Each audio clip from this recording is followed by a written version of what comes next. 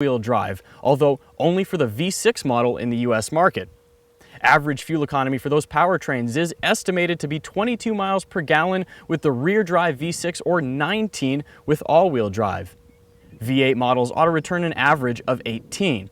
Finally, pricing kicks off at $38,950 including delivery, while the all-wheel drive version comes in at $41,450. The V8 model starts at $52,450. This car wears Hyundai's new Fluidic 2.0 design language, which will follow next on the upcoming version of the Sonata. But let's look at some of the highlights here. Hyundai's been particularly generous with the base cars, leaving them looking almost identical to the loaded up 5-liter V8 model sitting here behind me.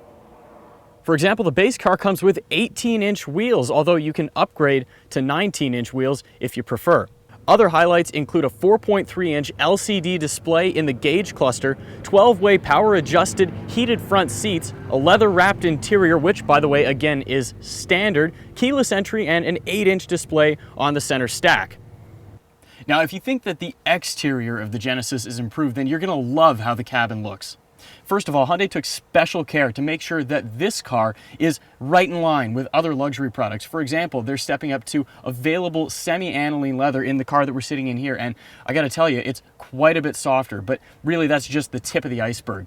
With the Ultimate package, you also get this open pore wood. You get a larger touchscreen with high definition resolution, and one of the coolest features, actually, it offers a CO2 sensor so that if the air levels start to get a little stale while you have recirculation going on, it'll actually bring in fresh air and make sure that you're staying awake because you actually have the oxygen getting to your brain. Now, regardless of which trim you choose, you're going to get leather upholstered seats, but the car's biggest strength is perhaps its massive interior volume. In the rear seat, you've got tons of legroom, and of course, in the front, that's the case as well. You might be tempted to think that because the same V6 and V8 engines and the same transmission are in this car that were also present in the previous generation, that this is really a carryover car, but it's really not. We're in the 8-cylinder model right now, and unfortunately, the press program that we're on is a little bit short, and we don't have time to get into the all-wheel drive for a complete video. Instead, we're gonna book one of those and have it in for a full week with the Auto Guide office just a little bit later on in the summer.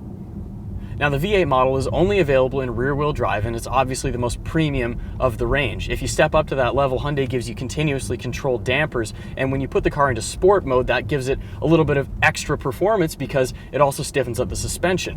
In the 6-cylinder models, when you go into sport mode, you get stiffer steering, you get remapped shifts from the transmission, and you also get sharper throttle responses, of course, all of which are present in the 8-cylinder model as well.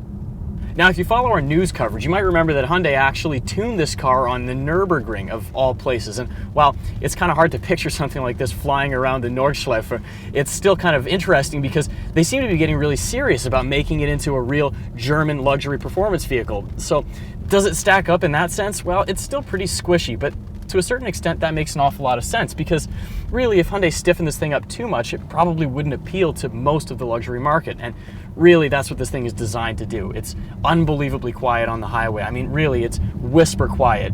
On startup, the 8-cylinder is not harsh, and shifts through either the 6 or the 8 are incredibly smooth. So really, this is a vastly, vastly improved product from a driving perspective. So how did Hyundai do it? Well, to be honest, they actually had quite a bit of help because they paid Lotus Engineering to help come in and tune the car for that feeling. The brakes feel really good, and coming to a quick stop gives you very linear slowdown, which is nice. And it brings me to my next point, safety features. Because Hyundai's adaptive cruise control system can actually bring this car to a complete stop.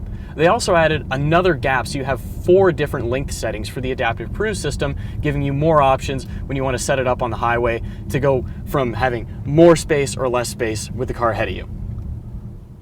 Hyundai's been very open about their plans for the Genesis to compete directly with German luxury with this new car. So, do the Deutschland Big Three have something legitimate to worry about this time? Well, it's not quite there yet, but one thing is for sure. Hyundai is in a brand new and stronger than ever position to compete in the luxury sedan segment.